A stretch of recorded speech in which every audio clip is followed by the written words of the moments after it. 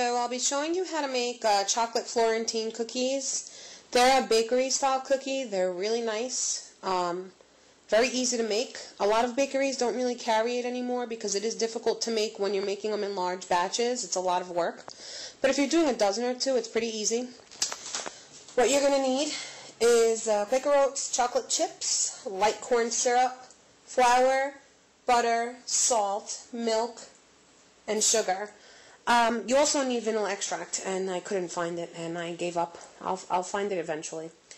Alright, so here we go with the recipe. Alright, on with the recipe. As you can see, I have butter melting in a skillet. 2/3 cup of butter, so that's about 10 tablespoons melted. I'm just waiting for it to melt. And then, oops, my hand messed that up. This is a mixture of, let's see if I can move it over here with more light. So this is a mixture of the oats, sugar, flour, and salt. You just mix it together in a big bowl. And the measurements for everything in this recipe will be at the end of the video. So what we're gonna do is we're gonna wait for that butter to melt. Then we're gonna put that into the butter mixture and mix it around. While you're doing this, you want to have your oven heating up to 375. So this is milk, a 1/4 cup of milk, and then we have light corn syrup. That goes in after this is all mixed up with the butter. So we have the mixture in there, and we're just going to mix it up with the butter until it's all incorporated. And once I get that done, I'll show you what it looks like. So this is what it looks like when it's all incorporated. I forgot to mention that once the butter's melted, you want to turn your heat off because you don't want it to cook. It's going to cook in the oven for 5 to 7 minutes. So once that butter's melted, cut the heat, start mixing your ingredients in. I'm using this type of whisk because if you have a surface that's non-stick, you don't want to use a metal whisk. You're going to scratch it. You can get these at Bed Bath & Beyond. Even your local supermarkets might carry them. So we're going to add in now that 1/4 cup of milk. It sounds like it's cooking. I promise you it's off. I hope. And then the 1/4 cup of light corn syrup. You want to get all of that incorporated, and once I do, I'll show you what that looks like. Okay, so as you can see, it has now like a sticky consistency. If you have ever made like Rice Krispie treats, this has the same consistency. So now I'm still waiting for my oven to, actually I'm lying, my oven is at 375. What I'm going to do, well, now it is. What I'm going to do is I'm going to place these about 1 inch apart on a grease cookie sheet by teaspoonfuls. Do not go bigger than teaspoonfuls because these spread so much in the oven.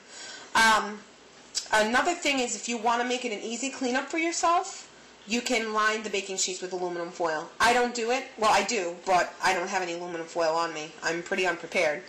So I'm going to show you what that looks like.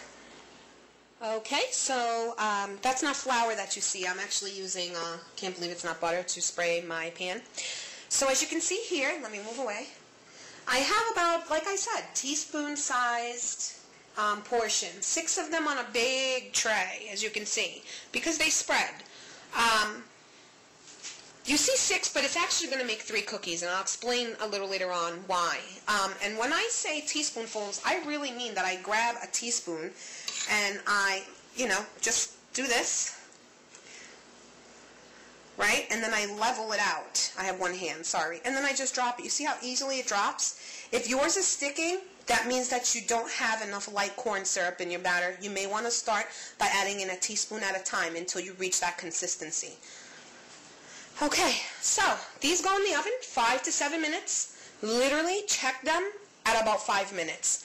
They're going to look like they're not done, but I promise you they are. And if they're overcooked or if you see them crispy, like the edges are brown too much, you've probably overcooked them and they're going to be pretty hard to eat. Still good, but hard to eat.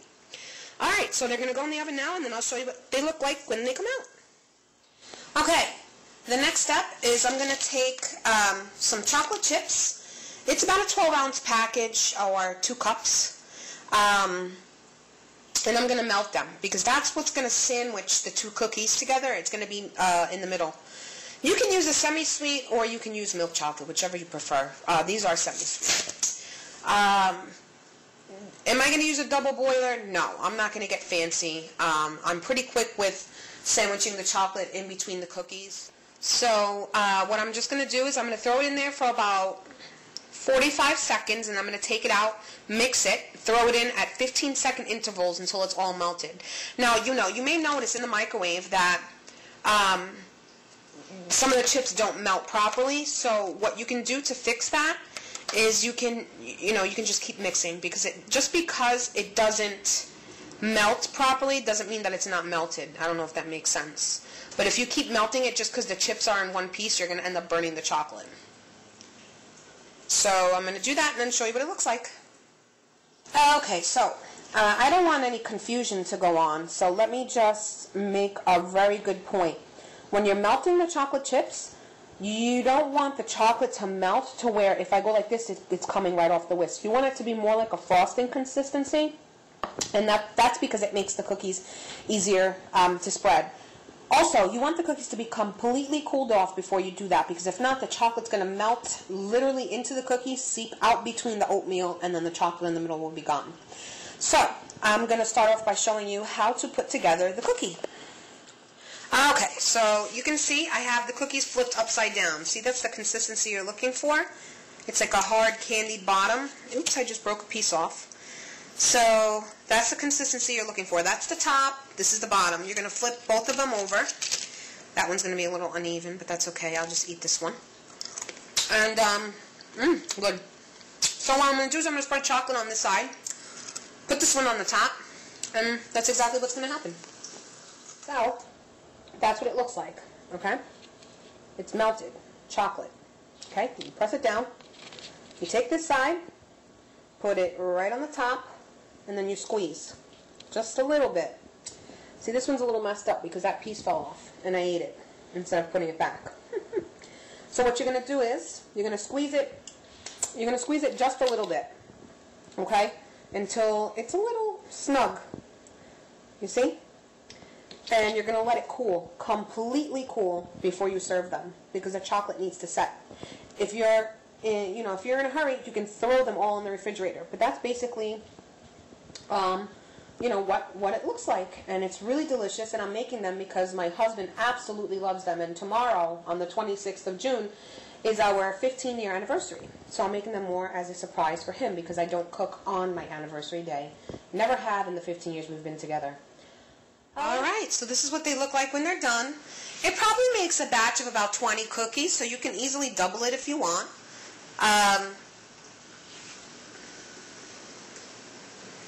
That's what they look like. Get a little bit of a close-up. Aren't they delicious? Okay. Let them completely cool down before you put the chocolate in the middle, or else it'll seep out this way. You see that? Look at that chocolate coming out of this one. Delicious. It's not completely cooled yet, so I wouldn't eat them unless you're okay with warm cookies. Then that's fine. People who don't even like oatmeal love these cookies, so that should say enough.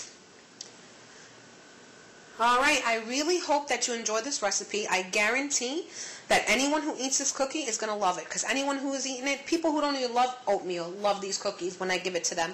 It's great for Christmas as well. They're very unique. You hardly see these type of cookies being given to friends because they're different, and people who think oatmeal think, yuck, healthy. Believe me, they probably add a little fiber because of the oatmeal, but I can tell you this right now, definitely not healthy with all of the sugar, the butter, the light corn syrup. So it's not something to eat if you're on a diet. Alright, so I hope you enjoy the cookies, and if you try them, please let me know how they came out for you. I'm pretty sure they'll be delicious. Alright, bye guys!